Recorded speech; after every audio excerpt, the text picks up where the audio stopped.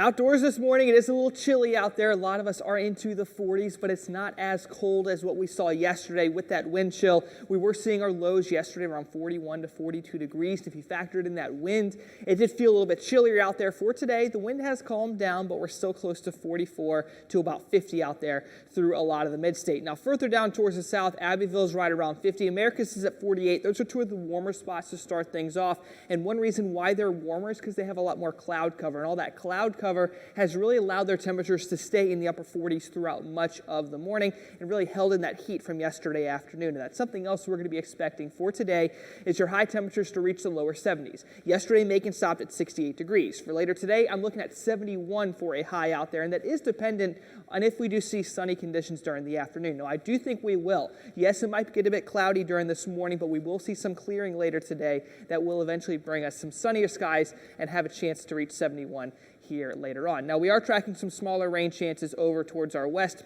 If you look up towards the north, anyone going up towards Atlanta this morning needs to keep in mind there is going to be a good bit of rain moving through that area. Now, this rain is all moving towards the east, so what we need to watch out for is these showers starting to make their way out of Columbus and closer towards our area here in middle of Georgia. So Thomaston's starting to see some light showers as well, but I want to highlight this area I'm circling for you. Warner Robins over towards Columbus, Butler, and Thomaston are all going to be those spots seeing some light showers to start things off. Now, this is coming from a front that's trying to make its way into North Georgia right now. It's going very slowly, and eventually it will stall out over the mid-state. Now, once it does that, we're going to see the rain starting off really on Friday evening for those solid rain chances, lasting throughout the day on Saturday and eventually wrapping up on early Sunday. In fact, if you look at one of our models right here, we could see a couple smaller ones popping up throughout the day, but those showers won't last any more than about 10 to 15 minutes. It's not going to be until after sunset tonight that better rain chances move on in.